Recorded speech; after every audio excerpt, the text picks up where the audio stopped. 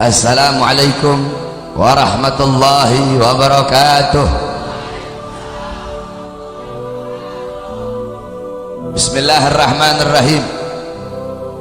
Alhamdulillahil ahad, wassalatu wassalam ala man fis sama' ismuhu Ahmad wa fil ardi ismuhu Muhammad wa ala alihi wa sahbihi, amma ba'd. Yang saya cintai, yang saya muliakan, para alim ulama, para habaib, para kiai, para asatid, para tokoh masyarakat, para aparat pemerintah, wabil khusus guru-guru kita, Al-Habib Fahmi Al-Muhdar, Al-Habib Reza Al-Hamid, Al-Habib Husain Al-Attas, Al-Habib Abdullah Al-Haddad, Al-Habib Abdullah bin Agil, Al-Habib Bidin Al-Habsyi beserta seluruh para habaib. Wabil khusus yang saya cintai, yang saya muliakan, Khadimul Majlis Al-Ustadz Gus Imam beserta seluruh jamaah, hadirin hadirat, bapak-bapak, ibu-ibu, khususnya para pemuda-pemudi sekalian, umat baginda Nabi besar Muhammad yang selalu dimuliakan oleh Allah Subhanahu wa ta'ala. Alhamdulillah, segala puji dan syukur kehadirat Allah Subhanahu wa ta'ala, yang dimana Allah Subhanahu wa ta'ala menjadikan lidah kalian sebagai lidah-lidah yang basah dengan bersolawat kepada baginda Nabi besar Muhammad. Allah Subhanahu wa ta'ala menjadikan lidah-lidah kalian sebagai lidah-lidah yang tidak pernah kering daripada memuji baginda Nabi besar Muhammad.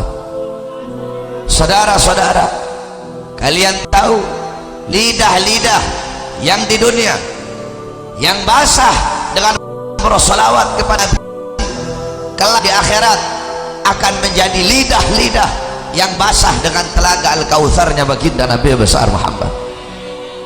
Tidak ada lidah yang lebih mulia di muka buminya Allah selain lidah yang basah dengan bersolawat kepada baginda Nabi besar Muhammad sallallahu alaihi wasallam. Saudara-saudara, Nabi Muhammad sallallahu alaihi wasallam tidak butuh engkau bersolawat kepadanya. Nabi tidak butuh engkau memujinya. Nabi tidak butuh engkau memuliakannya. Nabi tidak butuh engkau mengagungkannya. Tetapi engkau yang butuh memuliakan Nabi Muhammad. Engkau yang butuh bersolawat kepada Nabi.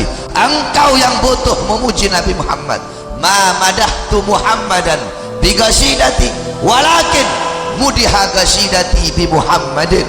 Aku tidak memuji Nabi dengan syairku. Aku tidak memuliakan Nabi dengan syairku, akan tetapi syairku yang menjadi mulia karena telah memuliakan Nabi Muhammad. Syairku yang menjadi terpuji karena telah memuji baginda Nabi besar Muhammad. Jadi kalian duduk di majelis ini memuliakan Nabi, bukan Nabi yang bertambah mulia. Kalian duduk mengagungkan Nabi, bukan Nabi yang bertambah agung. Kenapa? Kemuliaan Nabi tidak ada batas. Pohon-pohon menjadi pena digunakan untuk melukis kemuliaan Nabi. Laut jadi tinta, pohon jadi pena tidak akan sanggup melukis kemuliaan Nabi Muhammad. Kalian bersolawat kepada Nabi, bukan Nabi yang menjadi mulia, tapi kalian yang menjadi mulia karena telah memuliakan Nabi Muhammad. Kalian yang menjadi agung karena telah mengagungkan baginda Nabi besar Muhammad sallallahu alaihi wasallam. Oleh karena itu rugi, oleh karena itu celaka bagi orang-orang yang lidahnya selalu kering daripada bersolawat kepada Nabi Muhammad. Sungguh celaka, sungguh rugi.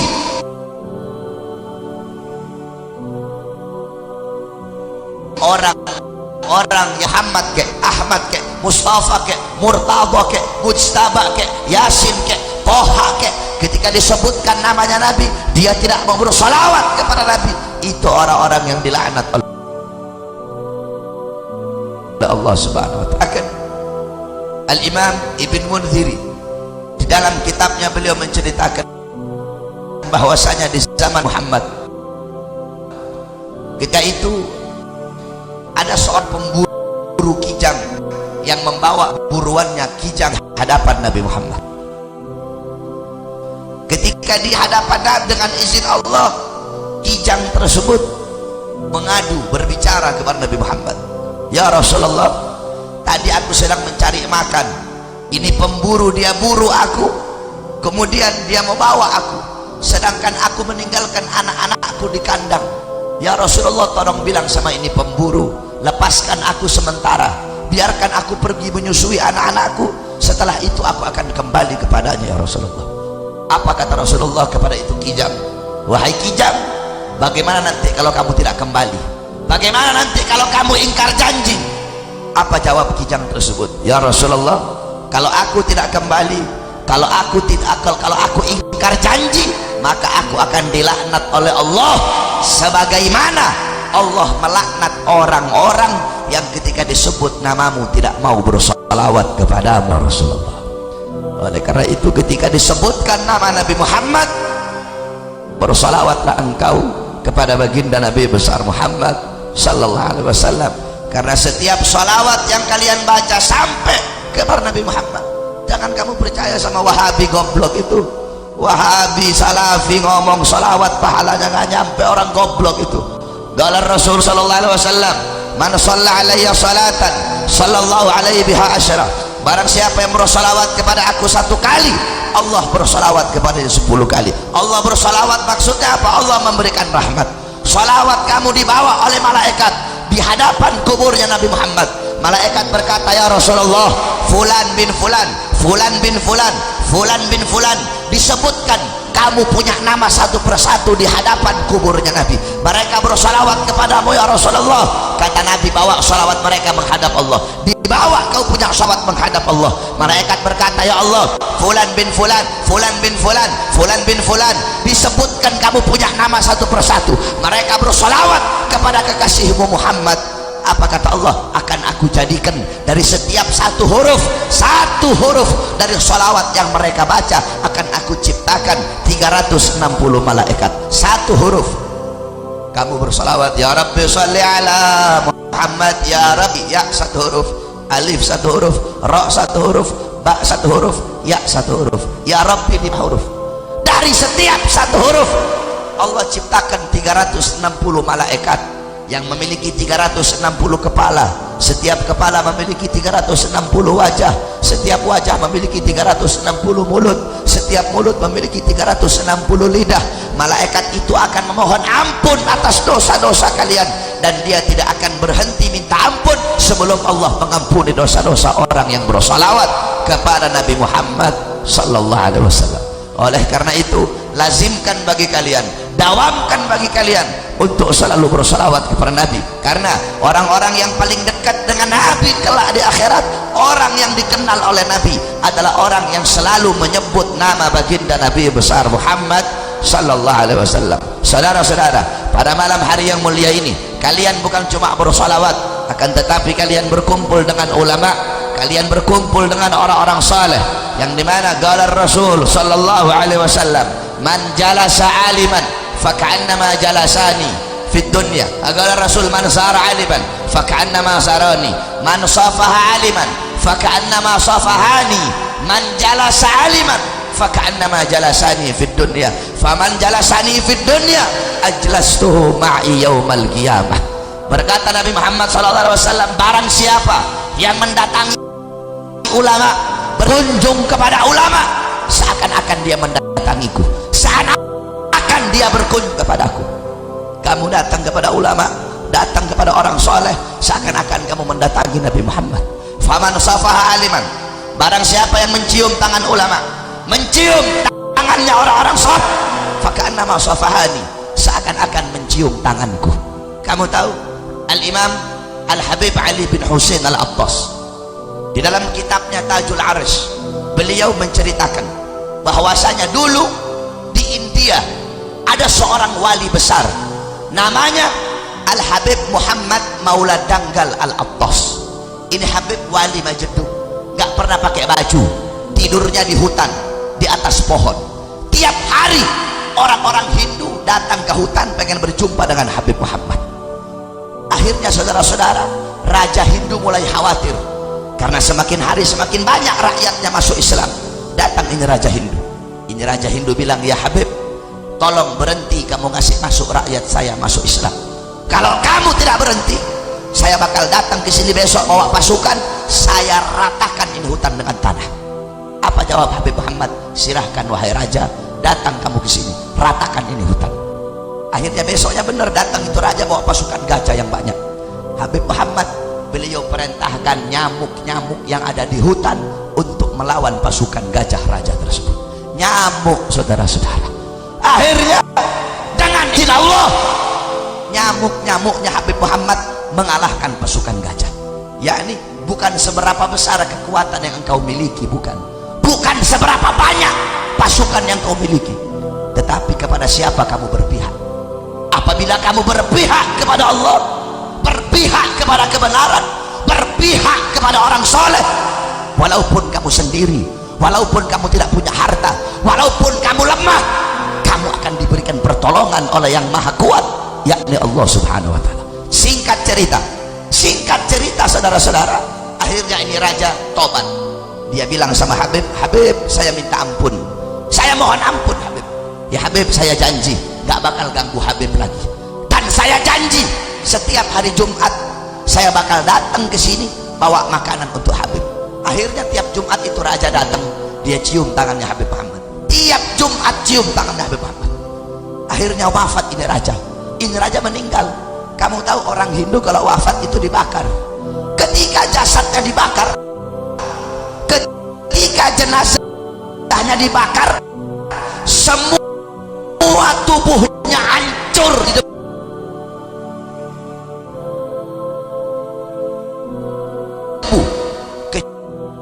Akhirnya keluarganya bingung, berkali hancur-hancur mulut dan tangannya ini raja. Ini raja dibakar, semuanya udah habis di abu, cuma mulut sama tangannya nggak bisa kebakar. Apa kata Habib Muhammad? Iya, karena dia tiap Jumat datang ke sini mencium saya punya tangan. Sedangkan saya, kata Habib Muhammad, setiap hari mencium tangannya baginda Nabi besar Muhammad. Man safaha aliman faka'annama safahani. Barang siapa yang mencium tangan orang alim, sama seperti dia mencium tanganku.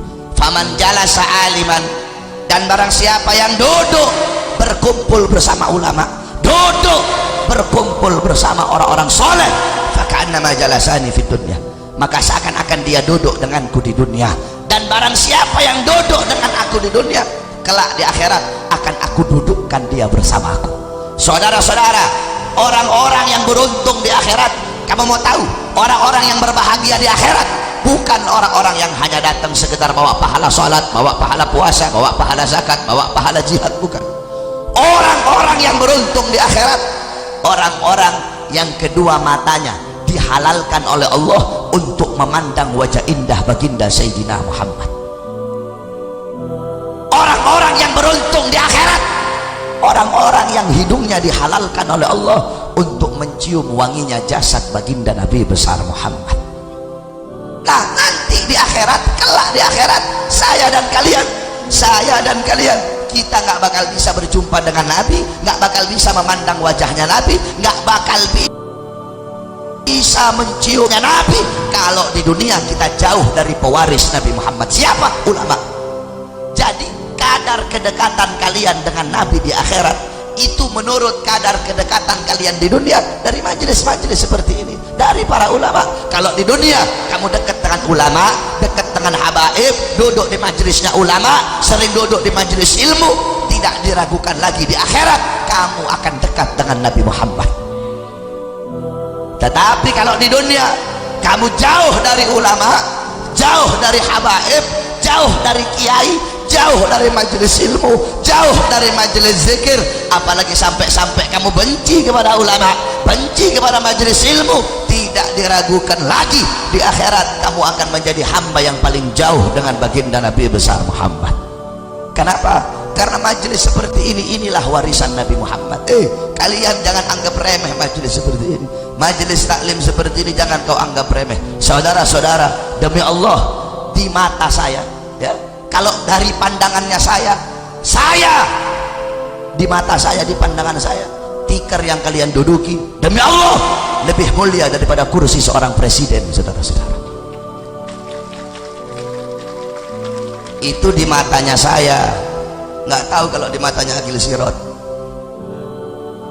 Kalau di matanya saya, kursi yang tikar yang kalian duduki, rumput yang kalian duduki lebih mulia daripada kursi seorang presiden, saudara-saudara. Kenapa?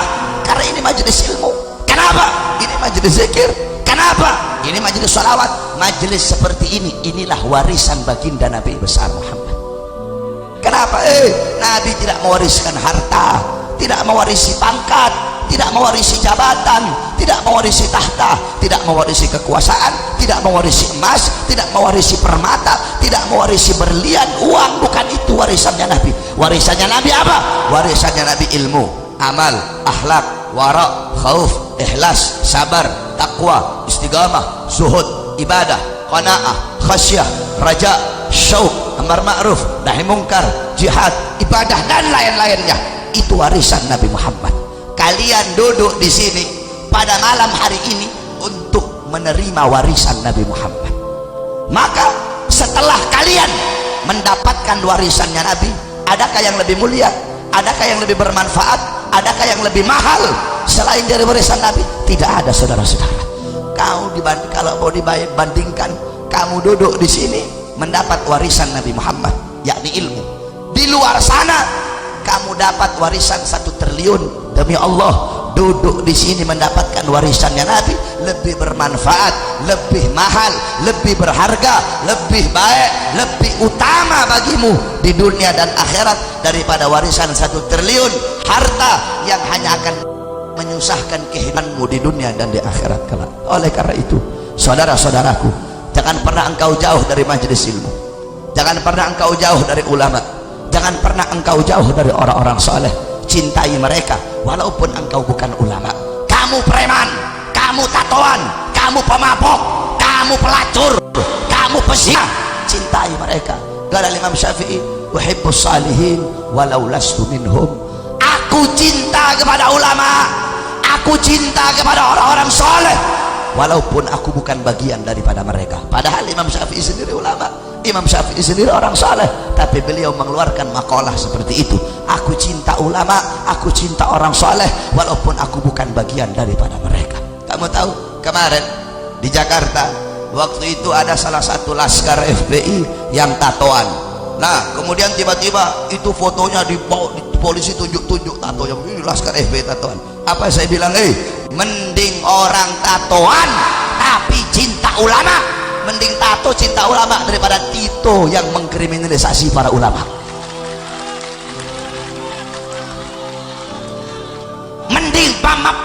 Mending mantan preman, mending mantan pemabuk, mantan narkoba, mantan penjahat. Itu orang ini kalau datang ke Jakarta lihat masuk ke pondok pesantren saya kaget kalian kira penjara. Kenapa orang tatoan semua di pondok pesantren saya? Mending mantan penjahat, mantan pembunuh, mantan preman, mantan pemabuk, tapi dia menyerahkan jiwanya untuk para ulama daripada orang-orang yang pakai dasi, jenderal-jenderal yang berbintang tetapi menzolimi para ulama, saudara-saudara. Makanya kalian jangan canggung, jangan malu. Oh saya punya tato, jangan malu. Oh saya mantan pemabuk, jangan pernah engkau malu. Kamu tahu, ente tahu ada orang soleh namanya Fudail ibn Iyad. Ente tahu dalam kitab Syiarul A'lam An-Nubala Al-Imam Az-Zahabi mencerita ini Fudail ibn Iyad adalah perampok paling terkenal di zamannya. Mantan perampok, dia dulu perampok sebelum jadi orang soleh, perampok. Sampai-sampai dalam kitab itu Syiarul A'lam An-Nubala dijelaskan ini Fudail ibn Iyad kalau dia ngerampok, dia nggak butuh banyak orang. Kalau mau ngerampok, dia pergi sendiri untuk pergi merampok. Saking beraninya dia, saking nekatnya dia, penjahat kelas kakap di zamannya. Akhirnya dia insaf, dia tobat. ketika mendengarkan Al-Quran, sehingga dia menjadi salah satu pengikut para tabi'in yang paling soleh di zamannya. Jadi jangan pernah engkau takut, saudara-saudara. Oleh karena itu cintai ulama, cintai orang soleh, walaupun kamu bukan bagian daripada mereka, walaupun kamu bukan daripada mereka, kamu cintai mereka, ikuti amal mereka pelan-pelan. Qala al-Habib Ali bin Muhammad al-Habsyi, fasa' fi ma sa'au washrab ma'al qaum ma'hum ala yahbak rabbak mithla ma qad habahum. Ikuti mereka orang soleh, ikuti para salaf, ambil amalan mereka sedikit-sedikit, shibran bi shibrin wa dhira'an bi dhira'in, shibran bi shibrin, gaddaman ala gaddamin, pelan-pelan, sejengkal demi sejengkal, selangkah demi selangkah kamu ikuti amalan mereka. Kalau kita mau ikuti sepenuhnya gak bakal bisa. Siapa yang bisa ngikutin amalannya beliau-beliau? Siapa yang bisa ngikutin amalan para salaf? Bisa kamu ngikutin amalannya Imam Muqaddam Tsani Al-Habib Abdurrahman Segaf, umur 7 tahun mengkhatamkan Al-Quran dalam 1 rakaat salatnya. Bisa kamu ikuti Habib Abdurrahman Segaf, umur 7 tahun mengkhatamkan Quran dalam 1 rakaat salatnya. Al-Habib Abdurrahman Segaf la yanam la lailan wa la naharan 33 sanatan, 33 tahun tidak tidur, tidak siang hari, tidak juga malam hari, 33 tahun nggak tidur. Ditanya, ya Habib, kenapa kau tidak tidur? Apa jawab beliau? Bagaimana saya bisa tidur? Melihat ke kanan surga, melihat ke kiri neraka, dalam riwayat melihat ke atas arasnya Allah subhanahu wa ta'ala. Bisa kau ikuti Fakhrul Wujud Syekh Abu Bakar bin Salim, 40 tahun sholat subuh dengan wudu isya, 40 tahun sholat subuh dengan wudu isya. Itu salah Syekh Abu Bakar bin Salim.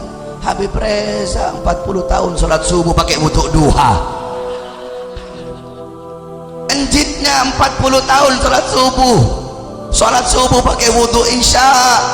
Cucunya sholat subuh pakai wudu duha. Enggak, Habib Reza Masya Allah enggak begitu, ini bercanda aja saya. Al-Imam Muhammad Maulad Dawilah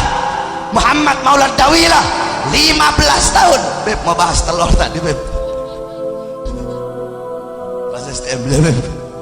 15 tahun Al-Imam Muhammad Maulad Dawilah 15 tahun sholat subuh dengan wudu isya.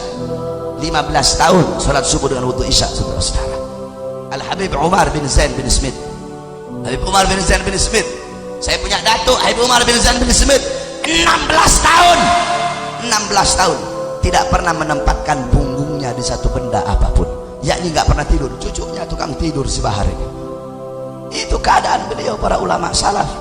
Al-Imam Al-Habib Muhammad bin Ali Maula Aidid bainal maghrib wal isya yaqra 3000 marrah min suratil Ikhlas.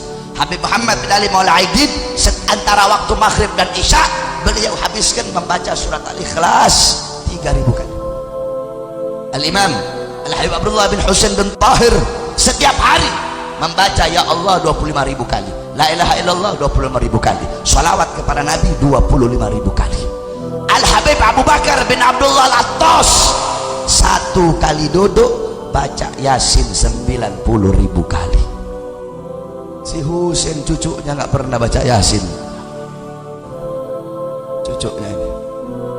Enjitnya sekali duduk 90.000 kali, saudara-saudara. Coba kau lihat, itu bisa kau ikuti beliau-beliau.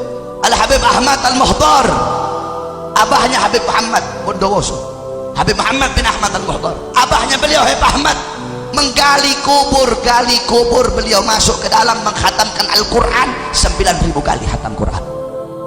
Al-Habib Muhsin Al-Haddad gali kubur hatam Quran 6.666 kali hatam Quran di kubur yang beliau gali sampai beliau wafat. Itu keadaan ulama, keadaan bisa kau ikuti. Al-Habib Abdullah bin Alwi Al-Haddad sahibur ratib, umur 3 tahun kena penyakit cacar, tetapi di umur 7 tahun hafal Quran. Umur 3 tahun kena cacar sampai buta beliau, umur 7 tahun hafal Quran. Umur 9 tahun hafal kutubus sittah, Bukhari, Muslim, Sunan Abi Daud, Tirmidzi, Ibnu Majah, Nasai. Umur 11 tahun hafal Kutubul Ghazali, Ihya Ulumuddin, Bidayatul Hidayah, Minhajul Abidin, Miyarul Ilm, Mukasyafatul Qulub, dan lain-lainnya. Bisa kau ikuti. Kita tidak bisa ikuti sepenuhnya, tetapi pelan-pelan, sejengkal demi sejengkal, selangkah demi selangkah engkau ikuti mereka. Dengan engkau mengikuti mereka, apa kata Habib Ali? Maka Allah akan mencintaimu sebagaimana Allah mencintai mereka. Allah akan menganugerahkan kepada kamu apa-apa yang Allah anugerahkan kepada mereka. Kamu cinta ulama, kamu ikut ulama, mereka Allah kasih rahmat, kamu Allah kasih rahmat. Mereka Allah kasih keramat, kamu yang ikut mereka, kamu juga Allah kasih keramat.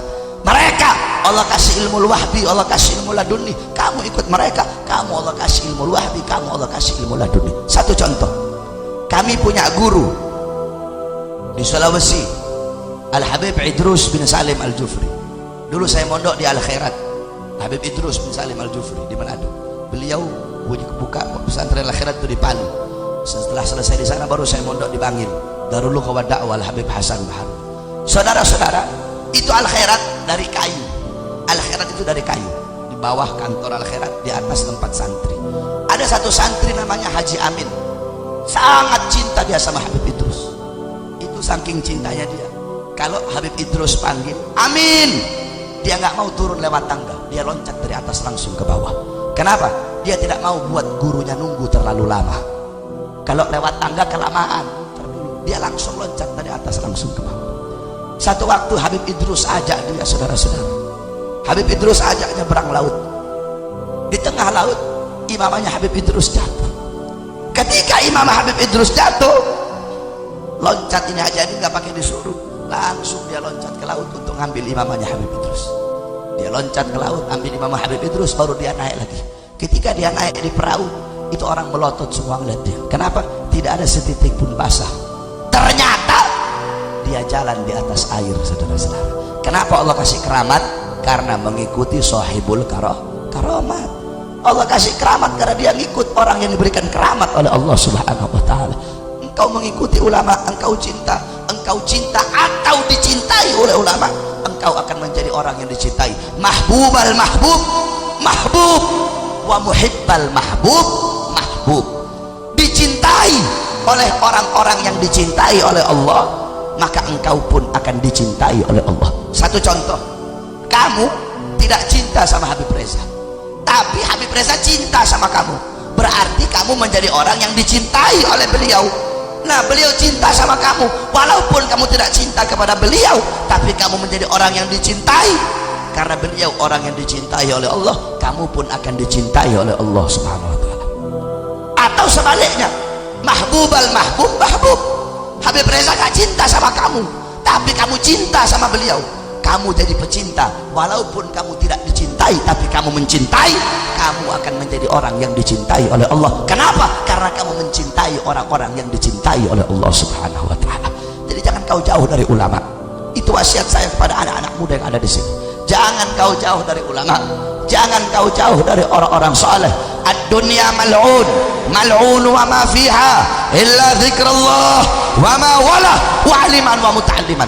Dunia ini mal'un, dunia ini terkutuk, dunia ini hina, dunia ini bejat, dunia ini biadab, dunia ini bangsat, wa ma fiha, dan hal-hal yang ada di dalamnya semuanya terkutuk, illa kecuali zikrullah, mengingat Allah, berzikir. Orang-orang yang taat, orang-orang yang patuh kepada Allah, orang-orang yang dalam hatinya mencintai Allah, dalam hatinya penuh rasa takut kepada Allah, tidak pernah merasa aman dari azab dan siksa Allah.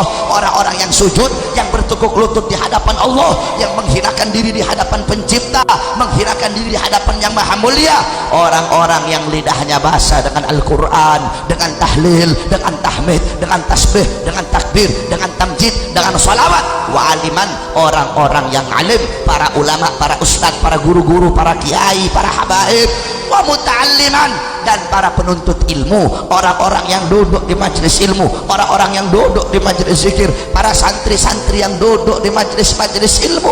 Cuma ini golongan-golongan yang mulia di muka buminya Allah. Selain daripada itu, siapapun dia, seberapa banyak hartanya dia, seberapa besar pangkat dan jabatannya, seberapa mulia nasab dan keturunannya, kalau dia tidak mau jadi orang alim, tidak jadi orang alim, tidak mau jadi penuntut ilmu juga tidak mau, termasuk dalam golongan mal'un yang dimaksudkan oleh baginda Nabi besar Muhammad sallallahu alaihi wasallam. Oleh karena itu, saudara-saudara, cintai para ulama, cintai para habaib, ikuti mereka. Man tasyabbaha biqaumin fahuwa minhum, muhibbal liqaum yalhaq bil jamaah, al mar'u ma'a man ahab. Barang siapa yang menyerupai suatu kaum, man tashabbaha biqaumin, barang siapa yang menyerupai suatu kaum maka dia sama dengan kaum tersebut. Engkau menyerupai ulama, Habib Reza pakai peci kau ikut pakai peci, Habib Reza pakai sorban kau ikut pakai sorban, Habib Reza pakai sarung kau ikut pakai sarung. Yang penting kalau Habib Reza kawin lagi jangan ikut kamu ya. Lagian Habib Reza juga nggak bakal berani kawin lagi, takut istri Habib Reza itu. Saudara-saudara sekalian yang dimuliakan oleh Allah, engkau menyerupai ulama, mengikuti para ulama, engkau sama dengan mereka. Mereka dimuliakan oleh Allah, engkau pun akan dimuliakan oleh Allah.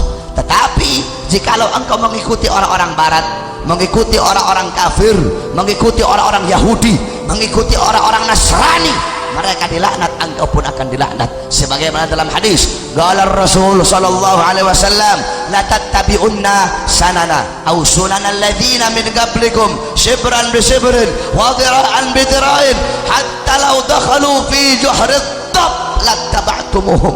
Qala ya Rasulullah, al yahud wan nasara, qala faman. Nabi Muhammad bersabda, sungguh nanti umatku akan mengikuti generasi golongan sebelum mereka, sejengkal demi sejengkal, selangkah demi selangkah mereka ikuti golongan-golongan terdahulu, sampai-sampai sekalipun golongan terdahulu itu masuk ke dalam lubangnya dop itu ada orang bilang biawak. Sebenarnya dop itu bukan sama, tidak sama seperti biawak. Kalau biawak itu hidup dua alam, kalau dop itu hidup di padang pasir. Kalau biawak hukumnya haram dimakan, kalau dop itu hukumnya halal. Beda dop. Dop itu dia lebih putih dari biawak. Kalau biawak coklat, kalau dop itu agak kuning dia karena hidupnya di padang pasir. Kalau biawak itu halus, kalau dop itu ekornya ada kayak buaya gitu, ekornya ada roge-rogenya gitu. Kalau dop hukumnya halal dimakan, kalau biawak itu hukumnya haram. Nah, kata Rasul, sekalipun generasi terdahulu masuk dalam lubang dop, masuk dalam lubang biawak padang pasir, mereka juga ikut masuk. Yakni maksudnya apa? Orang Yahudi, orang Nasrani, mereka rambutnya ngepang-ngepang, kamu ikut ngepang-ngepang. Orang Yahudi, orang Nasrani, telinganya bolong-bolong, kamu ikut telinganya bolong-bolong. Orang Yahudi, orang Nasrani pakai celana sobek-sobek, kamu ikut pakai celana sobek-sobek. Perempuannya buka aurat telanjang, kamu ikut buka aurat telanjang. Mereka homo, kamu ikut homo. Mereka lesbi, kamu ikut lesbi. Mereka mabok, kamu ikut mabok. Mereka narkoba, kamu ikut narkoba. Selangkah demi selangkah, perlahan-lahan kamu ikuti dia. Kamu tidak langsung ikut. Jadi tasyabuh di sini itu wazannya tafaul kalau dalam ilmu sharaf, yakni bimakna mutawa'ah, bimakna tadarruj, bimakna takalluf, yakni nggak langsung, perlahan-lahan kamu ngikut. Nggak langsung kamu ikuti. Pertama kamu kenali dulu orangnya. Oh, saya ini mulai suka sama Messi, gocekannya bagus ini. Akhirnya lama-lama kamu cari tahu kepribadiannya. Oh, si Messi itu suka makan babi. Akhirnya kamu ikut. Jadi saya juga mau ikut makan babi, saya ikut ini. Kamu ikut pelan-pelan, pelan-pelan. Lama kelamaan kamu sudah mengikuti budaya mereka, adat mereka, kebiasaan, adat istiadatnya, cara berpakaian kamu seperti mereka, cara kepribadian kamu, cara makan, semua cara hidup kamu seperti mereka. Lama kelamaan kamu masuk ke dalam agama mereka. Makanya kalian anak-anak muda, apalagi khususnya kan nih, banyak di sini yang udah tobat katanya, jangan pernah kamu malu tunjukkan keislaman kamu. Khususnya kalian anak-anak muda, jangan malu dengan identitas Islam kamu, jangan malu dengan pakaian kamu, jangan malu dengan peci kamu, jangan malu dengan sarung kamu, jangan malu dengan sorban kamu. Kalau kamu pakai peci, pakai sorban, pakai baju koko, pakai sarung lewat, terus ada yang bilang sok alim. Nah, biasanya kan banyak tuh, kalau anak-anak muda pakai peci, anak muda pakai sarung, yang tua-tuanya ngomong sok alim kamu. Jangan kamu dengar, iblis itu saudara, itu iblis yang ingin menjauhkan kalian anak-anak muda dari pakaian dan sunnah Nabi Muhammad SAW. Banyak ini anak muda bikin majelis, anak muda gandeng, semua preman-preman digandeng sama dia agar insaf. Yang tua ngomong, alah siapa itu anak kemarin sore itu, ini ustaz, ini kencingnya belum lurus ini. Kamu tahu kalau ada orang tua kayak begitu sama kayak iblis. Kenapa? Iblis ketika Allah suruh sujud sama Adam, iblis begitu, alah sampai ini Adam ya Allah hari ini sore ya Allah, Adam siapa? Anak kemarin sore. Saya lebih dulu kau ciptakan ya Allah. Saudara, kalau yang menjadikan seseorang itu mulia, berarti iblis lebih mulia daripada kita, saudara-saudara. Siapa ini? Adam, anak kemarin sore ya Allah. Saya lebih dulu kau ciptakan ya Allah. Masa saya mau sujud sama Adam? Iblis hanya memandang Adam dari lumpur dan tanah saja. Iblis tidak tahu di balik lumpur dan tanah akan tercipta taman-taman yang indah, saudara-saudara. Makanya jangan kau lihat, oh ini justru yang tua itu kalau lihat yang muda maju, harusnya mereka dukung 100%. Kenapa? Karena kelak ujian dan rintangan ke depan itu lebih bejat, lebih bahaya daripada ujian sekarang ini. Makanya saya dakwah ini baru 12 tahun saya dakwah. Udah jalan 12 tahun saya dakwah. Kalau ada yang baru-baru dakwah setahun, 2 tahun, 3 tahun, saya bilang kamu harus lebih berani dari saya, kamu harus lebih hebat dari saya, kamu harus lebih jago dari saya, kamu harus lebih segala-galanya dari saya. Sebab kenapa? Ujian ke depan, ujian kamu bakal lebih berat daripada ujian saya. Makanya kamu harus lebih segala-galanya dari saya. Ini malah yang tua ngomong, ini kamu anak muda, anak kemarin sore, ente fulan, ente men ente, bin man ente fulan, anak siapa ente? Ente siapa ente? Anak kemarin sore ente, udah mau buka majelis ente siapa ente? Orang kayak begitu, iblis yang ingin menjauhkan kalian dari syariat Nabi Muhammad. Jadi jangan engkau dengarkan, kalian anak-anak muda harus maju. Kenapa, saudara-saudara?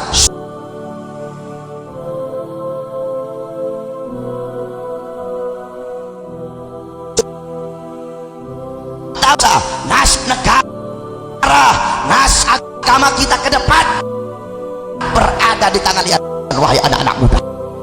Kalau anak mudanya baik, anak-anak muda taat, anak-anak muda patuh kepada Allah, besok kampung kalian bakal baik, kota kalian bakal mudanya narkoba, anak-anak mudanya melacur, anak-anak mudanya jauh dari Allah, jauh dari Islam.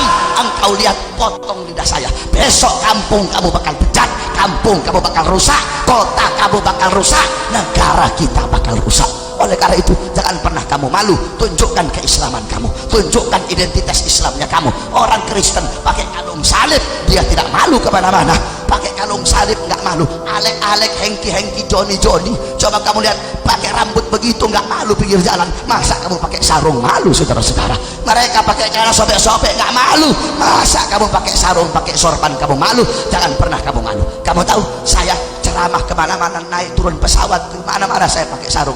Sampai pernah saya cerita sama kamu, saya diundang di satu restoran, ada saya dibawa sama satu haji. Restoran itu makanan paling murah di situ 1 juta, paling murah satu porsi 1 juta. Yang lain makan, wow, gaya-gayaan orang-orang. Saya lihat ini makannya duduknya begini, pakai garpu, itu lemcop itu kayak daging domba muda yang diasapin pakai salad gitu, pakai selada hitam, itu dipakai garpu gini, makannya terus pakai pisau, udah kayak artis. Saya duduk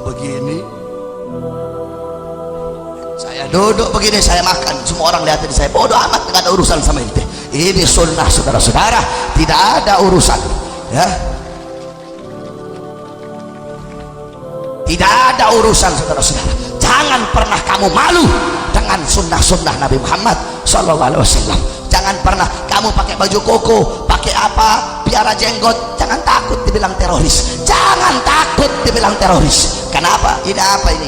Intel dan Buser banyak turun malam ini, mereka khawatir takut ada kerusuhan. Kalau Pak Polisi mau turunin saya, datang sini, turunin sekarang. Mana intelnya? Kalau ada intel nggak terima saya ceramah naik ke panggung, turunin saya sendiri kalau berani. Takbir! Ini acara pengajian kok, acara pengajian bukan konser, acara pengajian bukan dangdut. Kalau konser dangdut aja boleh, acara pengajian kenapa memang? Saya lanjutkan, saudara-saudara. Saya tanya semua, siap perang? Sakera siap perang? Polisi macam-macam, ini mantan preman semua sini. Saudara-saudara sekalian yang dimuliakan oleh Allah, jangan malu dengan keislamanmu. Begitu juga kalian kaum perempuan, jangan malu dengan jilbabmu, apalagi pakai cadar. Orang sekarang mau pakai cadar takut. Kenapa? Takut dituduh teroris. Pakai cadar takut diejek apa? Diejek ninja. Saudara-saudara, kalau ada perempuan pakai cadar dibilang ninja, besok-besok kalau kamu ketemu dengan perempuan yang pakai rok mini, teriakin Tarzan.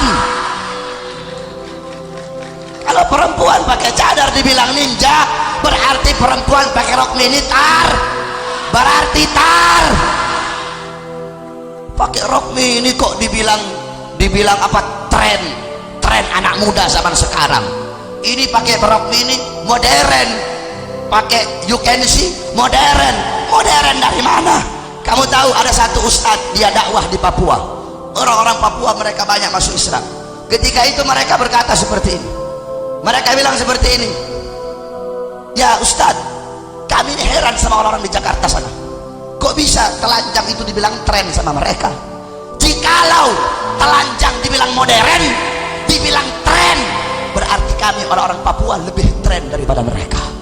Kami lebih modern daripada mereka, karena kami dulu telanjang bulat. Semakin kemari ditutupin pelan-pelan. Perempuan-perempuannya dulu terbuka payudaranya, sekarang mulai tertutup. Jadi semakin tertutup itu yang tren, saudara-saudara. Semakin tertutup itu yang modern. Kalau telanjang dibilang modern, binatang lebih modern dari kita, saudara-saudara. Ya, kalian anak muda, laki-laki, perempuan, jangan pernah malu, tunjukkan keislaman kalian. Ikuti beliau-beliau para ulama, cara berpakaiannya engkau ikuti mereka. Dengan engkau ikuti mereka, Allah akan beri kepada kamu apa-apa yang Allah berikan kepada mereka. Saudara-saudara, bersabda Nabi Muhammad SAW, kun aliman, jadilah kalian orang-orang alim. Habib, saya tidak bisa jadi orang alim, udah telat Beb, saya nggak bisa jadi orang alim. Nggak bisa jadi orang alim. Kun muta'alliman, jadilah engkau santri. Kalau nggak bisa jadi orang alim, jadilah engkau santri. Au mustami'an, jadi santri nggak bisa Beb, saya nggak bisa jadi santri Beb, saya sibuk. Kun mustami'an, au mustami'an, jadilah engkau pendengar. Ya, jadilah engkau pendengar, mendengarkan nasihat ulama, mendengarkan hikmah ulama. Jadi mustami' nggak bisa. Kun muhibban, itu pilihan terakhir bagi kamu. Jadilah pecinta ulama, pecinta habaib, pecinta kiai. Ya, jadi orang alim nggak bisa, jadi santri nggak bisa, jadi pendengar nggak bisa, jadi pecinta tidak bisa. Jangan kau jadi golongan yang kelima, jangan kau jadi golongan yang terakhir. Siapa golongan terakhir? Udah ulama bukan, santri bukan, pendengar bukan, pecinta bukan, malah jadi pembenci para ulama, pembenci para habaib, pembenci kiai, pembenci majelis taklim. Ini sebangsat-bangsatnya manusia, saudara-saudara. Udah orang alim bukan, goblok iya, santri bukan, bejat iya, pendengar ilmu bukan, pendengar orkes iya, pecinta ulama bukan, malah jadi pembenci para ulama, pembenci para habaib, pembenci para kiai. Ini al-anun nas, manusia paling laknat itu, saudara-saudara. Oleh karena itu saya wasiatkan kepada kamu, kalau kamu tidak bisa jadi orang alim, maka jangan kamu jadi. Kalau kamu tidak bisa jadi orang alim, jadi santri. Tidak bisa jadi santri, jadi pendengar. Tidak bisa jadi pendengar, jadi pecinta. Kalau kamu tidak bisa menjadi pecinta, jangan kamu menjadi pembenci para ulama. Kalian semua yang duduk di sini wajib untuk menjaga para ulama, menjaga para habaib, mencintai para ulama, mencintai para habaib. Serahkan jiwa dan raga kalian untuk melawan siapapun yang macam-macam dengan para ulama. Sampaikan kepada mereka, kepada para pengkhianat bangsa, sampaikan kepada mereka, para musuh-musuh Allah, musuh-musuh agama, sampaikan kepada mereka yang memerangi ulama kita, yang melawan para ulama. Kami umat Islam tidak akan pernah diam. Jikalau kalian maju satu langkah untuk bawa ulama kami umat Islam maju 1000 langkah untuk melawan kalian. Saudara-saudara, jikalau mereka melawan ulama kita sambil merangkak, kita lawan mereka sambil berlari. Saudara-saudara, jikalau kalian hormat kepada ulama, kami lebih hormat kepada kalian, betul? Jikalau kalian cinta kepada ulama, kami lebih cinta kepada kalian, betul? Jikalau kalian berakhlak kepada ulama, kami lebih berakhlak kepada kalian, betul? Tetapi kalau kalian memacam-macam ulama, kami umat Islam akan ajari kalian bagaimana cara mainnya. Saudara-saudara, jangan pernah diamkan siapapun yang melawan para ulama. Musuh kita bukan presiden, betul? Musuh kita bukan polisi, betul? Musuh kita bukan tentara, betul? Musuh kita bukan agama manapun, betul? Musuh kita bukan suku manapun, betul? Musuh kita bukan partai manapun, betul? Terus siapa musuh kita? Musuh kita adalah siapapun dia, mau tentara kek, mau polisi kek, mau presiden kek, mau DPR kek, dari partai manapun, apapun pangkat dan jabatannya, sebanyak hartanya, apapun agamanya, apapun sukunya, kalau memusuhi ulama, melawan ulama, maka mereka menjadi musuh umat Islam. Allahu Akbar, Allahu Akbar, Allahu Akbar. Semua yang hadir saya tanya, siap bela ulama, siap bela Islam, siap bela habaib, siap bela kiai, siap bela bangsa, siap bela negara? Allahu Akbar. Jangan macam-macam kau sama santri. Ini bangsa Indonesia, bukan Cina, bos. Ini Indonesia, ini tanah Indonesia telah dicuci dengan darah para ulama, betul? Darah para santri, para habaib, para kiai, para santri, para pahlawan-pahlawan. Mereka mengorbankan jiwanya, nyawanya, darahnya, berjuang, berperang pagi, siang, sore, malam melawan para penjajah-penjajah Belanda. Mereka usir para penjajah sehingga gerbang kemerdekaan Indonesia bisa terbuka.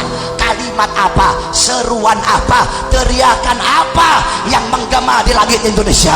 Saudara-saudara, teriakan, suara, gema yang terdengar di langit Indonesia, yang keluar dari mulut anak-anak muda Surabaya khususnya, umumnya Jawa Timur, untuk mengusir para penjajah Inggris adalah kalimat Allahu Akbar.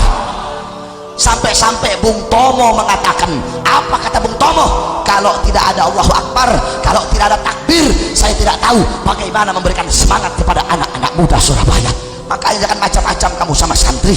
Hei kalian pejabat-pejabat biadab, pejabat-pejabat bangsat yang suka macam-macam dengan rakyat, yang suka bohongi rakyat, yang suka tipu rakyat, yang suka makan uang rakyat. Saudara-saudara, demi Allah, kami para habaib, para kiai, para ulama tidak akan pernah meninggalkan rakyat Indonesia. Selama rakyat belum diberi keadilan dari para pejabat, maka selama itu kami akan bangkit melawan, menentang siapapun yang ingin menghancurkan dan menyengsarakan rakyat Indonesia. Saudara-saudara,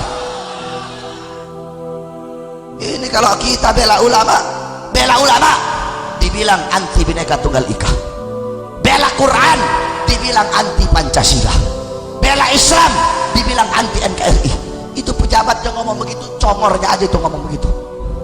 Penakut itu mereka.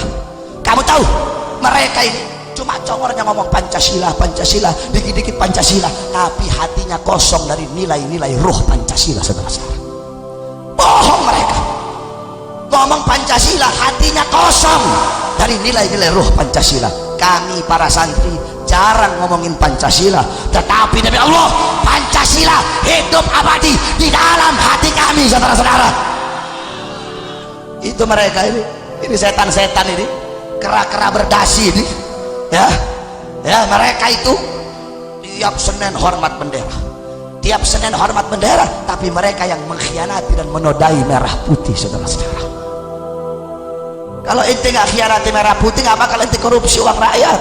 Kalau ente nggak khianati merah putih, nggak bakal jalan ada yang rusak, betul?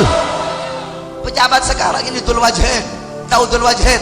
Satu kepala, mukanya dua, satu di depan, satu di belakang. butuh sama rakyat kalau ada maunya, butuh sama ulama kalau ada maunya, betul.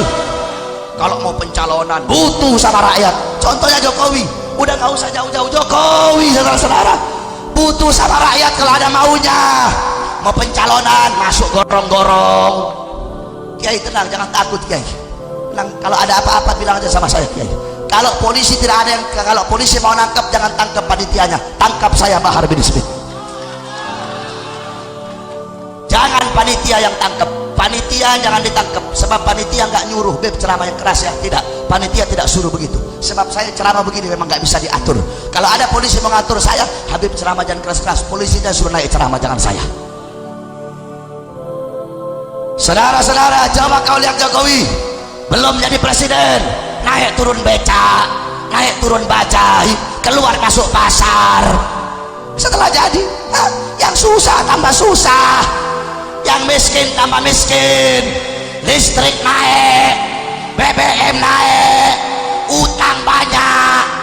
Di Arab ada raja minyak, di Indonesia ada raja utang. Saudara-saudara sekalian yang dimuliakan Allah, bukan cuma Jokowi, presiden sebelumnya juga begitu, SBY dan lain-lainnya. Banyak para jabat yang butuh kepada rakyat kalau ada maunya, saudara-saudara. Saya ini bukan orang partai, bukan. Saya bukan ustadz partai, bukan. Sekarang kan banyak ustadz macam-macam. Ada kiai kuning, ada kiai merah, ada kiai hijau, ada kiai biru. Tahu maksudnya? Ada kiai PKB, ada kiai P3, ada kiai Golkar, ada kiai PDI, ada kiai Demokrat, ada kiai Hanura, ada kiai Gerindra, ada kiainya Mak Banteng, ada kiainya Prabowo, ada kiainya Wiranto, ada kiainya SBY, ada kiainya si Brewok Surya Paloh. Akhirnya ustadz sama ustadz berantem, kiai sama kiai berantem, Habib sama Habib berantem. Kenapa? Urusan partai, gara-gara beda bendera. Ustadz sama ustadz saling berantem, kiai sama kiai saling berantem, Habib sama Habib saling berantem. Nah mereka pejabat begitu kebanyakan. Cuma ya banyak juga pejabat yang baik, saudara-saudara. Polisi sama seperti polisi. Kamu kira semua polisi buruk? Tidak, ada polisi yang baik, masih banyak polisi yang baik. Tapi tetap kalau di Indonesia banyakkan yang bangsat, saudara-saudara. Begitu juga pejabat. Kamu kira pejabat semuanya bangsat? Tidak, ada pejabat yang baik, tapi ya begitu, paling banyak pejabatnya bangsat. Butuh sama rakyat kalau ada maunya, saudara-saudara. Sebelum jadi berjanji, ini kebenaran, ini kenyataan. Sebelum berjanji, saya berjanji mensejahterakan rakyat, saya berjanji memakmurkan rakyat. Setelah jadi, rakyat mana yang makmur? Rakyat mana yang sejahtera? Saya tanya, ada kamu sejahtera? Saya tanya, jawab, ada kamu sejahtera? Ada kamu makmur? Yang susah tambah susah. Berapa banyak orang kelaparan, orang kehausan, mereka telanjang, mereka kelaparan, saudara-saudara. Yang makmur bukan rakyat. Terus yang makmur siapa? Yang makmur orang-orang asing, yang makmur perusahaan-perusahaan asing. Kita pribumi Indonesia menjadi budak di tanah kita sendiri, saudara-saudara. Nah makanya perlunya anak-anak muda yang baik, agar ke depan pejabat kita menjadi pejabat-pejabat yang baik. Mereka cuma mulut aja, mereka tiap Senin hormat merah putih, tapi hatinya kosong dari merah putih.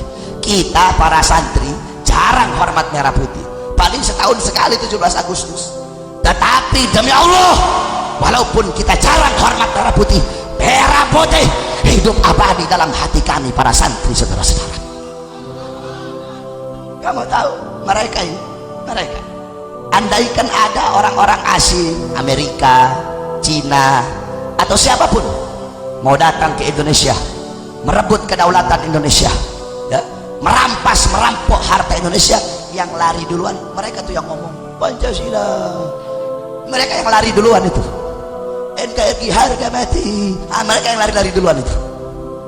Kalian tahu, andaikan penjajah asing datang ke Indonesia, mau merebut kedaulatan Indonesia, merampas harta rakyat Indonesia, demi Allah kami santri-santri yang pakai sarung berada di barisan paling depan untuk melawan, menjaga bangsa Indonesia, saudara-saudara.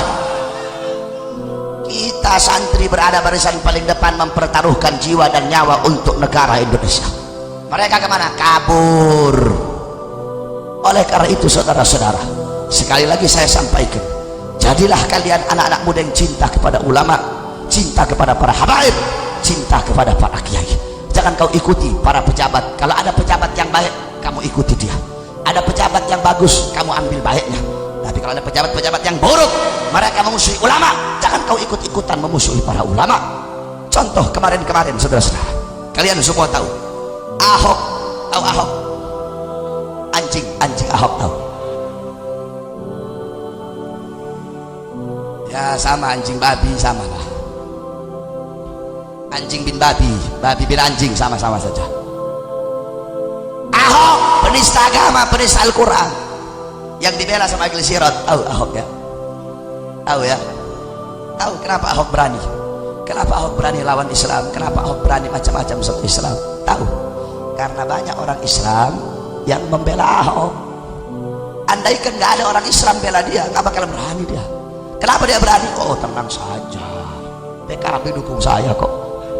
Tenang aja, ini Majelis Sirot dukung saya. Tenang aja, P3 dukung saya. Tenang aja, Ustadz ini, Kiai ini, Haji ini, ada Habibnya juga dukung dia. Kamu kira nggak ada Habib Bang Salih terus Beb dukung Ahok Beb? Kamu kira cuma Kiai, ada Habib juga dukung Ahok di sana. Nah makanya gara-gara ini bangsat-bangsat ini Ahok jadi berani, saudara-saudara. Jadi sebelum kita bunuh Ahok, bunuh mereka dulu ini. Saudara-saudara, Ahok kalah dalam pilkada DKI. Kalahnya Ahok dalam pilkada DKI ya, itu tidak terlepas dari perjuangan seorang sosok yang bernama Al-Habib Rizik bin Hussein bin Syihab. Saudara-saudara, jangan kamu kira para habaib, para kiai yang dipimpin Habib Rizik di Jakarta menyerukan kepada umat Islam untuk pilih Anies Sandi. Terus jangan kamu pikir Habib Rizik itu tim kampanyenya Anies Sandi. Bukan. Kami para habaib gak ada urusan-urusan partai, gak ada urusan-urusan politik, saudara-saudara. Habaib kiai yang berjuang kemarin untuk mengalahkan Ahok bukan tim kampanyenya Anies Sandi, bukan, tidak dibayar oleh Anies Sandi. Terus kenapa Beb dukung Anies Sandi? Saudara-saudara, pertarungan kemarin adalah antara hak dan batil, tidak boleh netral.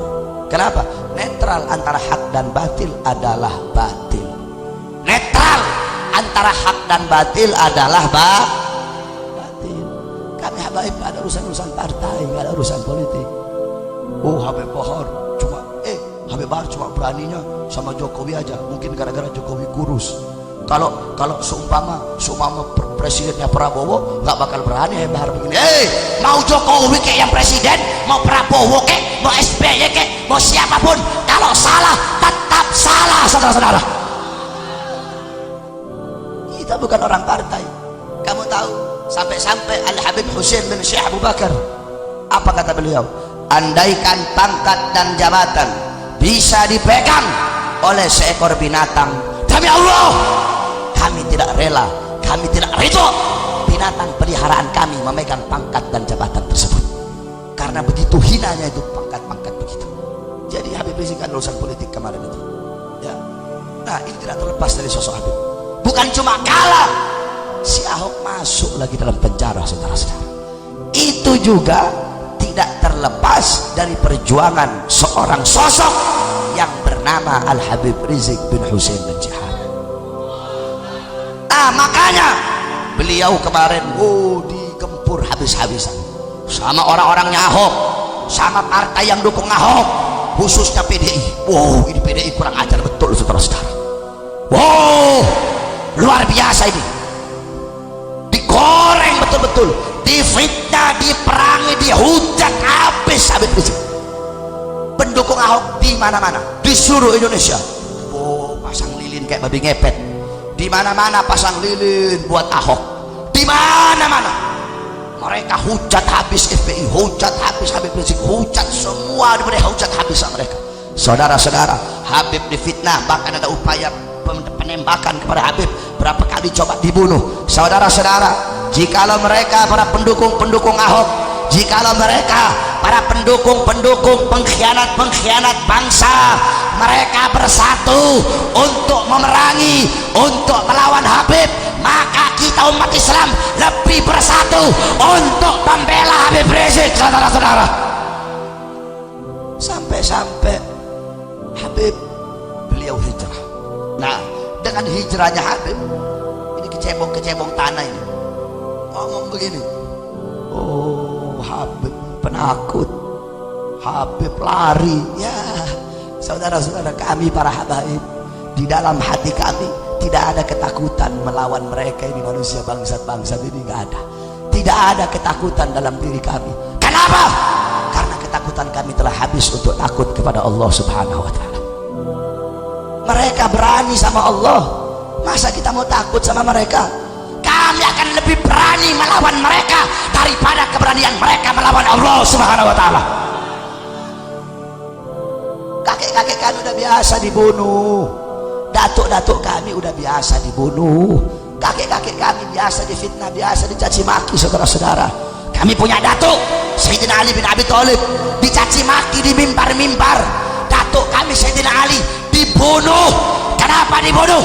Karena beliau dengan lantang menyuarakan kebenaran melawan para pejabat-pejabat yang zalim, saudara-saudara.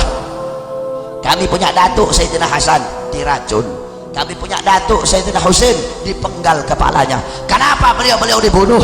Kenapa beliau-beliau dimatikan? Kenapa beliau-beliau dihujat? Kenapa beliau-beliau diperangi? Kenapa beliau-beliau disolimi? Karena beliau dengan lantang menyuarakan kebenaran melawan para pemerintah yang zalim. Tidak ada ketakutan dalam hati kami melawan mereka. Bahar, hati kamu kalau ngomong, Bahar, jangan hina-hina pejabat, nanti kamu dibenci sama pejabat, Bahar. Bahar, kamu jangan nantang-nantang presiden kamu, Bahar, nanti kamu dipenjara, kamu kayak Alfian Tanjung itu. Ustaz Alfian Tanjung udah dibebasin, ditangkap lagi gara-gara ngomong PDI. Coba sekarang saya mau ngomongin PDI, nanti tangkap saya ya. Ustaz Alfian Tanjung ngomong PDI sarang PKI, gara-gara itu ditangkap. Coba saya mau ngomong, Bahar bin Smith akan mengumumkan bahwasanya PDI sarangnya PKI. Tangkap saya nanti ya. Awas kau Bahar, hati-hati Bahar, kamu jangan asal-asal ngomong Bahar, nanti kamu diculik sama mereka, dibunuh kamu nanti. Saudara-saudara, demi Allah yang memegang nyawa saya Bahar bin Smith lebih memilih dibenci karena menyampaikan kebenaran daripada dicintai karena menyembunyikan kebenaran, saudara-saudara. Bahar bin Smith lebih memilih di penjara, lebih memilih mati terbunuh, hancur badan saya, binasa jasad saya, lebih saya pilih daripada hidup bebas tetapi membiarkan rakyat dizalimi oleh pejabat-pejabat yang zalim. Allahu Akbar. Oleh karena itu jangan pernah kamu takut, hei anak-anak muda, jangan kau takut, sampaikan kebenaran walaupun lidah kamu harus dipotong. Sampaikan kebenaran walaupun kamu harus mati untuk mengatakannya, tetap wajib engkau sampaikan kebenaran. Kenapa? Kebenaran milik Allah Subhanahu wa Ta'ala. Kebenaran pasti akan menang, kebenaran gak bakal kalah, kebenaran gak bakal sirna. Kebenaran milik Allah, dan Allah akan memenangkan sesuatu yang menjadi miliknya, saudara-saudara. Kebenaran tidak akan pernah sirna. Kebenaran yang engkau bawa, engkau bagaikan matahari. Mereka orang-orang yang hatinya buta, yang tidak bisa terima kebenaran, hatinya buta, mereka tidak akan bisa tidak akan bisa menerima kebenaran, tidak akan bisa melihat kebenaran. Walaupun kebenaran itu sejelas matahari, tetap mereka tidak bisa lihat, mereka tidak akan bisa terima. Akan tetapi yang namanya matahari, yang namanya kebenaran, tetap akan bersinar dan bercahaya walaupun di hadapan orang-orang yang buta, saudara-saudara. Maka jangan pernah sampaikan kebenaran, walaupun orang yang bakal kamu sampaikan kebenaran itu, walaupun dia lebih tua dari kamu, walaupun dia lebih hebat dari kamu, walaupun dia lebih alim dari kamu, walaupun dia lebih mulia dari kamu, tetap wajib kau sampaikan kebenaran. Satu contoh, dulu ada seorang syekh namanya Syekh Al-Manusi. Syekh Al-Manusi pernah beliau menyalahkan qaul qadimnya Al-Imam Syafi'i. Ketika beliau menyalahkan, tiba-tiba ada seorang anak kecil namanya Hamdan. Itu Hamdan bilang, ya Syekh, kamu salah, yang betul itu Imam Syafi'i. beliau kasih penjelasannya. Ini orang-orang tua-tua disuruh bilang, hei Hamdan, kau masih kecil berani ngebantah ulama besar kamu. Apa kata Syekh Manusi? Biarkan dia bicara. Tidak ada permusuhan antara aku dan kebenaran, walaupun kebenaran itu datang dari seseorang yang lebih kecil dari aku. Jadi tidak ada permusuhan. Seumpama kamu ngomongin Jokowi, kamu kasih dia kebenaran, walaupun kamu lebih muda, lebih rendah pangkatnya, lebih bodoh, lebih hina, tetap wajib kau sampaikan. Contoh Agil Sirot alim, hafal Fathul Mu'in, hafal syarahnya Yaratul Talibin, hafal tafsir Jalalain Imam Jalaluddin Al-Mahalli dan Imam Jalaluddin As-Suyuti. Tetap wajib dia terima kebenaran walaupun datangnya dari orang yang lebih hina, lebih bodoh daripada dia. Saudara-saudara, saya ngomong gini bukan saya benci sama NU. Saya nggak benci sama NU, saya benci sama Agil Sirotnya, saudara-saudara. Saya orang NU, saya belajar sama orang-orang NU, saya punya kiai NU, saya punya Habib NU. Cuma NU yang lurus, NU nya Kiai Haji Hasyim Asy'ari, bukan NU nya Agil Sirot. Kalau NU nya Agil Sirot kasih uduk, bikin malu NU itu Agil Sirot. Masa dukung Ahok? NU yang lurus gak bakal dukung Ahok, betul? NU yang lurus, NU nya Kiai Haji Hasyim Asy'ari tahu mana tuh tafsir Quran yang betul tentang ayat Al-Maidah 51, betul? Oleh karena itu wajib kalian sampaikan kebenaran. Siapapun wajib kamu sampaikan itu kebenaran. Yang terakhir, saudara-saudara, kita doakan seluruh sanak saudara kita, keluarga kita yang sedang dibantai di Rohingya. Mereka umat Islam di sana sedang digenosidakan. Tahu digenosidakan? Genosida itu pembantaian massal, membumi hanguskan ras dan agama mereka. Itu yang dialami saudara-saudara kita di Myanmar, saudara-saudara. Anak-anak kecilnya, laki perempuannya, yang lakinya diculik dibunuh, yang perempuannya diperkosa terus dibunuh, yang tua, yang muda, laki-laki, perempuan, semua yang namanya muslim harus dibumi hanguskan. Muslim di sana siapapun, yang laki perempuan, tua muda, yang kaya miskin, yang bodoh sempiter, semuanya dihancurkan, dibumi hanguskan, diusir dari tanah kelahiran mereka sendiri, saudara-saudara. Maka wajib bagi kita sebagai umat Islam untuk membela, untuk membantu, untuk berjuang bersama-sama mereka. Kenapa? Karena kita umat Islam adalah satu jasad. Kama qala Rasul sallallahu alaihi wasallam, mathalul mu'min fi tawaddihim wa ta'atufihim wa tarahumihim mathalul jasad idza ishtaka minhu 'udwun tada'a sa'irul jasad bis-sahari wal humma. Apa kata Nabi Muhammad SAW? Kita orang mukmin di dalam saling mengasihi, dalam saling mencintai, dalam saling menyayangi, bagaikan satu jasad. Apabila ada sebagian jasad, ada sepotong jasad, ada sebagian anggota tubuh yang sakit, yang merasakan sakit, maka seluruh anggota tubuh akan merasakan demam dan panas. Saudara-saudara, kita mukmin satu tubuh. Kalau andaikan matanya sakit, semua anggota tubuh merasakan sakit, betul? Andaikan ada ujung jari yang sakit, seluruh tubuh merasakan sakitnya, betul? Nah, begitu juga saudara-saudara kita di Rohingya, muslimin muslimat di sana dibantai, maka luka mereka adalah luka kita, saudara-saudara. Darah mereka adalah darah kita, penderitaan mereka adalah penderitaan kita, siksa mereka adalah siksa kita, tangisan mereka adalah tangisan kita. Anak-anak mereka yang terbunuh sama seperti anak-anak kita terbunuh, betul? Orang tua mereka terbunuh sama seperti orang tua kita terbunuh, betul? Anak mereka yang diculik, yang diperkosa sama seperti anak kita diculik dan diperkosa, betul? Begitulah nasib umat Islam di negara yang mayoritas non muslim. Bukan cuma di Myanmar saja, bukan cuma di Myanmar, di Eropa sana. Kamu tahu di Perancis kalau ada perempuan pakai jilbab ditarik-tarik, saudara, lepas kau punya jilbab, muslim teroris, lepas kau punya jilbab. Umat Islam yang menjadi minoritas, mereka tidak bebas beribadah, mereka tidak bebas menjalankan Al-Qur'annya, tidak bebas menjalankan agamanya. karena mereka diantara mayoritas orang-orang kufar, saudara-saudara. Begitu juga di Rohingya, karena mereka minoritas, karena mereka muslim, seakan-akan dunia internasional buta, saudara-saudara. Kenapa dunia internasional seperti PBB tidak mengutuk kejadian tersebut, tidak mengirim tentara perdamaian ke Rohingya? Karena yang dibantai adalah umat Islam, saudara-saudara. Andaikan yang dibantai itu Buddha, andaikan yang dibantai itu Hindu, andaikan yang dibantai itu adalah Kristen, andaikan yang dibantai itu Yahudi, maka itu langsung dunia internasional ikut campur. Kenapa?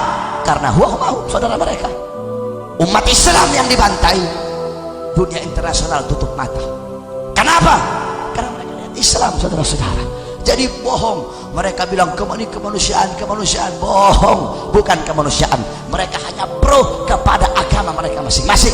Tidak ada bohong, mereka bilang kemanusiaan. Kalau Perancis yang dibom, kemanusiaan. Kenapa? Korbannya orang Kristen. Kalau ini yang dibom, kemanusiaan. Kenapa? Korbannya orang Kristen. Tapi kalau korbannya umat Islam, saudara-saudara, makanya saya heran sama pemerintah kita. Kenapa Islam selalu disudutkan? Kenapa kalau Islam langsung dituduh radikal, langsung dituduh intoleran? Saya tanya sama kamu, Indonesia emang dijajah sama Islam? Hei, Indonesia yang jajah Islam apa bukan? Yang penjajah apa? Jepang. Yang jajah Indonesia siapa? Belanda. Jepang, Belanda agamanya Islam apa bukan? Islam apa kafir? Islam apa kafir? Terus kenapa yang dituduh teroris itu Islam, saudara-saudara? Amerika menyerang Irak, menyerang Afghanistan, jutaan umat Islam yang mati. Amerika Islam bukan? Kenapa tidak dituduh teroris, saudara-saudara? Israel menyerang Palestina, jutaan umat Islam mati. Israel Islam bukan? Makanya tidak dituduh teroris karena bukan Islam, saudara-saudara. Rusia menyerang Chechnya, Islam apa bukan Rusia? Rusia itu komunis, saudara-saudara. Karena mereka bukan Islam, makanya tidak dikatakan teroris, saudara-saudara. Myanmar, pemerintah bekerja sama dengan orang-orang Buddha, bekerja sama dengan botak-botak pecat, biksu-biksu bangsat, membantai umat Islam di sana. Ada negara internasional menuduh Myanmar teroris? Tidak. Kenapa? Karena bukan Islam. Oleh karena itu, tapi alhamdulillah ada baiknya Jokowi ini. Walaupun udah seminggu habis dari kejadian itu, tetap dia kirim menteri luar negeri, kirim kirim obat-obat, kirim apa. Cuma masih kalah sama Perancis. Kenapa? Perancis di bom siang, sore dia tulis pray for Perancis. Kalau Rohingya nunggu seminggu dulu, saudara-saudara. Rohingya Jokowi nunggu seminggu dulu, baru kalau beritanya udah heboh, baru pray for Rohingya, kirim menteri luar negeri, kirim ini, tapi tetap kedubesnya nggak ditarik-tarik, saudara-saudara. Ya begitu nasib kalau umat Islam menjadi minoritas. Kita di sini umat Islam menjadi mayoritas, yang Buddha, yang Hindu, yang Kristen, yang Katolik, yang Konghucu, mereka menjadi minoritas. Ada kita ganggu? Mereka hidupnya aman, hidupnya tentram, betul, beribadah mereka aman. Bahkan kita yang jaga, kita beri mereka kebebasan selama mereka tidak mengganggu kita, betul. Saya tanya, pernah ada umat Islam bakar gereja? Ada umat Islam bakar kelenteng? Ada umat Islam bakar pura? Padahal mayoritasnya siapa? Mayoritasnya siapa? Islam. Tapi ada Islam ganggu mereka? Tidak. Mereka hidup aman, menjalankan agamanya dengan aman, menjalankan sesuai kitab sucinya aman, tidak pernah kita ganggu. Berarti siapa yang toleran? Siapa yang toleran? Siapa yang rahmatan lil alamin? Siapa yang damai? Siapa yang mengajarkan kasih sayang? Allahu Akbar. Bagaimana kira-kira kalau orang Buddha di sini kita bikin kayak muslim di Myanmar, saudara-saudara? Hah? Bagaimana kira-kira ya? Bagaimana kira-kira? Kalau lihat yang botak-botak terus Cina-Cina, bantai aja. Habib Husin botak, bantai. Pokoknya sekarang kalau ngeliat yang botak-botak bawa ada emosi aja. Habib Abdullah botak tengah, buta tengah beb, darah maban beb. Bana Habib Dola botak tengah kayak biksu pantai. Pokoknya sekarang kalau lihat botak-botak sipit bakar. Udah biarin, udah terserah, mau bilang radikal bilang aja radikal gak apa. Udah tanggung kepalang tanggung.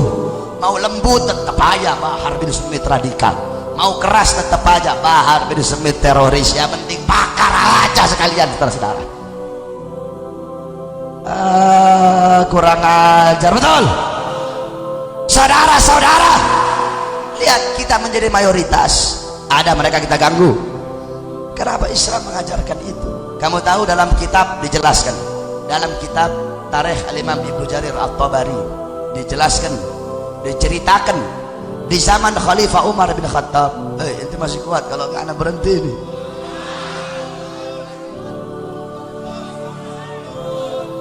Setahunya saya orang Madura itu kuat-kuat. Orang Madura berani-berani, betul.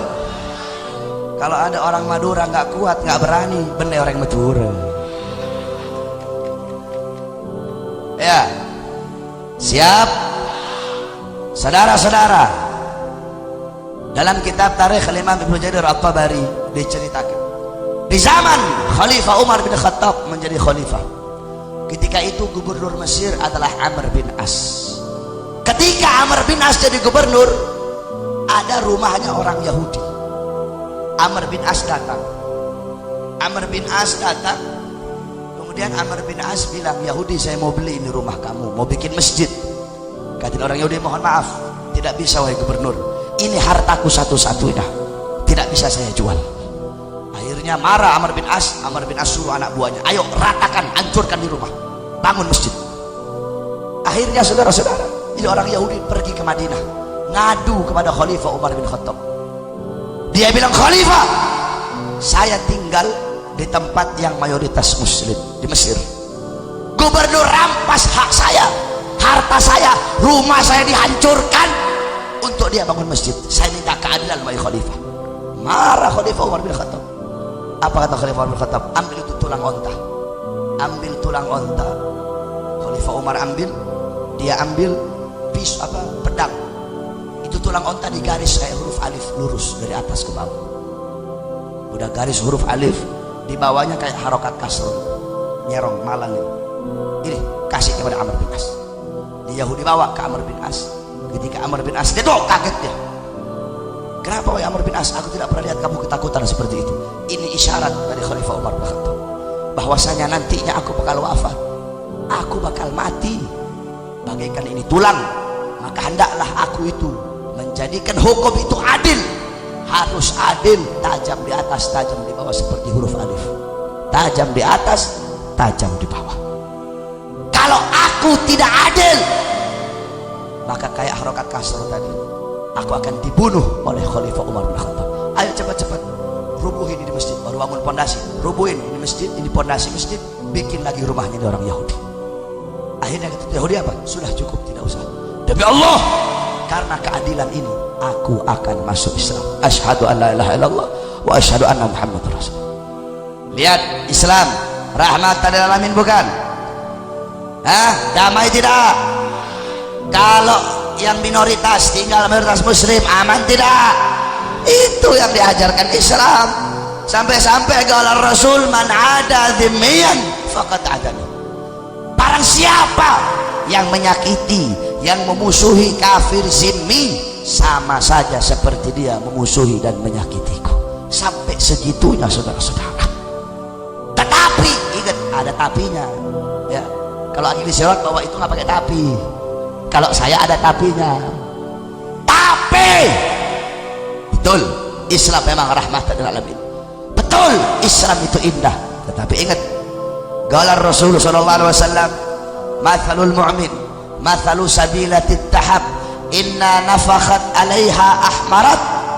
Kata Nabi, perumpamaan mukmin itu kayak emas.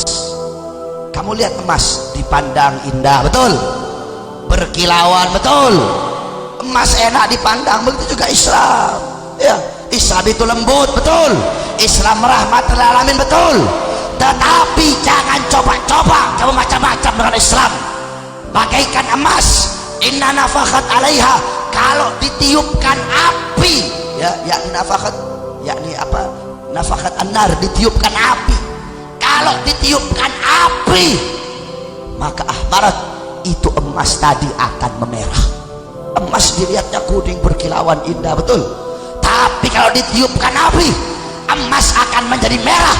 Begitu juga kita umat Islam, begitu juga kita orang mukmin. Jangan macam-macam dengan saudara-saudara kita.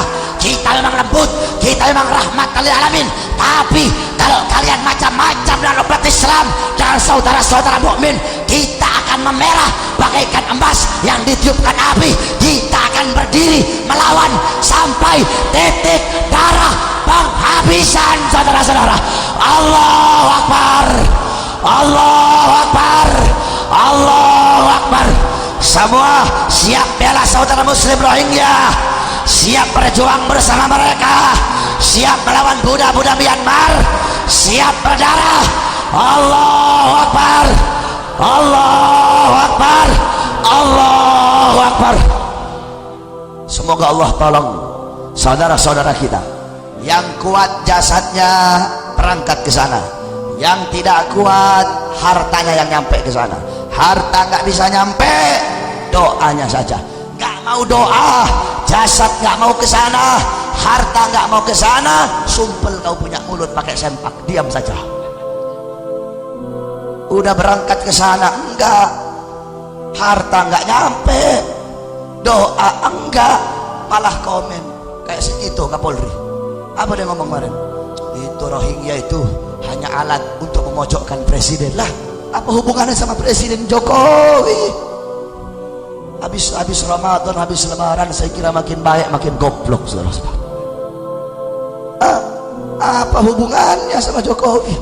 Siapa yang mau ngejatuhin Jokowi? Apa urusan Jokowi sama Myanmar? Kapolri kok nggak nyambung begitu, saudara-saudara? Banyak juga si Yakut itu, Yakut orang apa Yakut itu? Ansor ya dia ya. Ngomong ini bukan masalah agama, goblok, bukan masalah agama, terus masalah apa goblok? Jelas-jelas si biksu bangsat Asin Wiratu dia ngomong kok, jelas-jelas dia ngomong muslim itu kayak ular itu berbisa, dimanapun kamu temui mereka harus dibunuh. Kalau bukan masalah agama, masalah apa lagi? Jadi kalau kalian nggak mau ikut turun ke sana, hartanya nggak mau juga, nggak mau doa, sumpel mulutnya pakai sempak Hello Kitty, diam aja kau. Ya, diam aja. Kalau ke sana nggak mau, harta nggak nyampe, doa nggak mau, mending diam. Nggak usah kau komen-komen. Mudah-mudahan Allah berikan pertolongan kepada saudara-saudara kita yang ada di sana. Amin, amin ya rabbal alamin. Terakhir saudara-saudara, sebelum saya tutup, sama-sama kita baca Hizib Nasor yang dikarang oleh Sayyidina Imam Asy-Syaikh Abil Hasan Asy-Syadzili. Hizib Nasor adalah Saiful Maslul, pedang terhunus yang siap untuk menebas siapapun musuh-musuh Islam. Kalau ada yang enggak hafal, amin amin aja ya. Kalau yang enggak hafal, amin amin, begitu saja. Bismillahirrahmanirrahim. Allahumma inni bisaruti jabaruti kahrik wa bi sur'ati igatsati nasrik wa bi ghalatika lintihaqi huramatik wa bi himatika liman ihtama bi ayatik. Nas'aluka ya Allah ya Sami ya Garib ya Mujib ya Syari' ya Muntaqim ya Syadid al-Bats ya Jabbar ya Qahhar ya man la yajuzu qahrul jababirah wa la ya'dum alayhi ala kulli mutamarridah من الملوك والأقاصرة أن تجعل كيد من كادني في نحره ومكر من مكر بي عيدا عليه وأفرط من حفر الوكيان فيها ومن نشب لشباكة الخداع اجعل ياسين مساكا إليها ومصادا فيها وأسير لديها اللهم بحق كاف ها يا عين صاد اكفنا حمل إذا ولك حمل ردى واجعلهم لكل حبيب فدا وشريت عليهم أجل النعمة في اليوم والغداء اللهم بدد شملهم اللهم فرج جمعهم اللهم عجل عددهم اللهم اجعل الدائرة عليهم اللهم اوصل العذاب إليهم اللهم أخرجهم عن دارة الحلم waslubuhu lamathal imhal wa ghul aydiyahum warbut ala qulubihim wa la tuballighumul amal Allahumma mazzaqhum kulla mumazzaq mazzaqtu min adika intisara li rabbik wa rusulik wa awliyaik Allahumma antasir lana intisaraka li ahbabika ala adaik Allahumma antasir lana intisaraka li ahbabika ala adaik Allahumma antasir lana intisaraka li ahbabika ala adaik Allahumma la tumakkinil a'da fina wa la tusallitu alaina bi dhunubina Allahumma la tumakkinil a'da fina wa la tusallitu alaina bi dhunubina Allahumma la tumakkinil a'da fina wa la tusallitu alaina bi dhunubina Habib Habib Habib Habib Habib Habib Habib hummal amr wa janal suruf al sarud Habib Ain Shin Kaf himayat rami mana khaf Allahumma qina syarral aswa wa la taj'al mahalla lil balwa Allahumma atina amal raja wa fawqa al amal yahu yahu ya man bi fadlih as'aluka al ajal al ajal ilahi al ijabah ya man ajaba nuhan fi qawmih wa ya man usra ibrahim ala adaih wa ya man yusuf ala yaqub ya man kashafa dhara ajaba da'wat zakaria ya man la tasbahilu limatta nasbi sarihat da'awat anak wa mutiana mas سألناك أجلس لنا وعدك الذي وعدت لعبادك المؤمنين لا إله إلا أنت سبحانك إني كنت من الظالمين إن قطعت عملنا وإزتك إلا منك وخبر رجعنا وحقيق على فيك إن أبطت غلط الأرحام وابتعنا الفقر وش منا غارة الله يا غارة الله عادت الجديس المسلئة في حل وقتاتنا يا غارة الله أدات الأدونة وجاروا ورجانا الله مجيرا وكفى بالله وليا وكفى بالله نصيرا وحسبنا الله ونعم الوكيل ولا حول ولا قوة إلا بالله العلي العظيم سلام لنا في العالمين استجب لنا آمين آمين آمين فقوت أعطابنا القوم الذين ظلموا والحمد لله رب العالمين.